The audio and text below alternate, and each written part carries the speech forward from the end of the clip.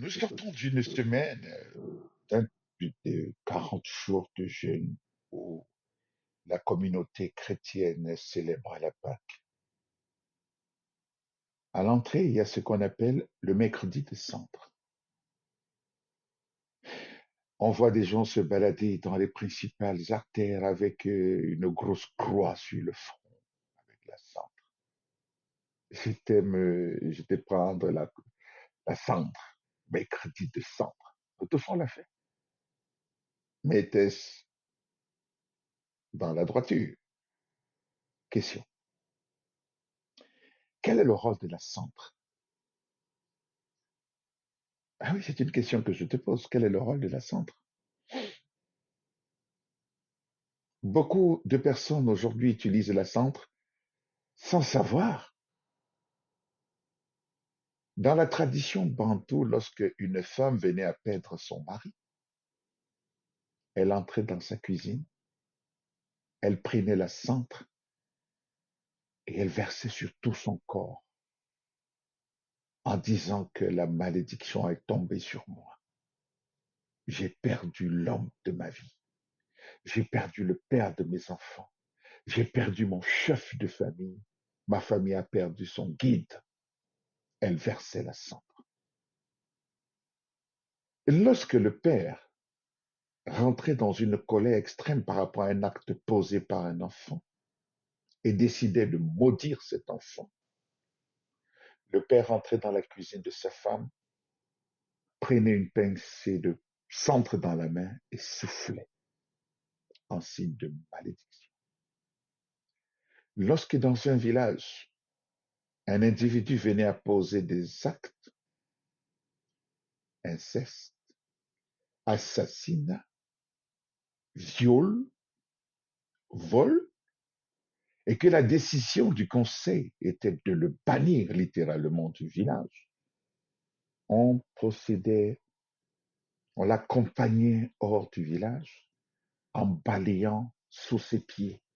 On l'accompagnait avec la poussière et rendu à la sortie du village, on mélangeait cette poussière ramassée après lui, on la ramassait et on mélangeait avec la cendre. On soufflait en lui disant, plus jamais ne remets les pieds ici. Nous négligeons et ignorons la cendre car nous ne connaissons véritablement pas la puissance spirituelle qu'elle possède.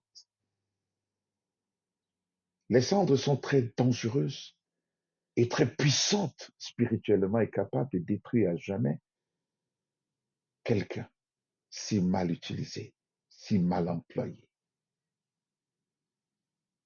Il faut dire que la cendre aujourd'hui qui est utilisée par tout le monde m'amène à poser parfois la question de savoir comment est-ce que les Africains sont passés à côté de quelque chose qui est aussi fort que la cendre. Prenez le charbon de bois et les bois même et mettez et brûlez jusqu'à obtenir la cendre. On ne parle pas, on ne parle pas de la cendre d'un bois occasionnel. C'est un lieu de rassemblement, la cuisine de la maman, là où on allume le feu de bois, là où le feu de bois prend corps. Le petit coin où maman faisait sa braise, où elle ajoutait charbon sur la cendre. Il y a eu des couches. Lorsqu'on appelle parfois certaines personnes à aller creuser ce qu'on appelle le tchop au village, et qu'ils arrivent à un endroit, il y a souvent un bruit qu'on entend. On tombe parfois dans une cuisine, une très vieille cuisine, et on voit la cendre. C'est une cendre sacrée, c'est une cendre bénéfique. La cendre est aussi utilisée, et ça c'est peut-être un conseil, pour ceux qui se retrouvent persécutés.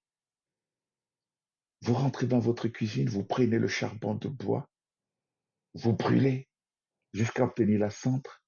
Le soir avant de dormir, vous restez devant la porte, vous rependez cela en faisant une prière. Pareil, lorsque vous voulez vous purifier, vous prenez 3 charbons, vous mettez dans de l'eau. Ça a une valeur purificative.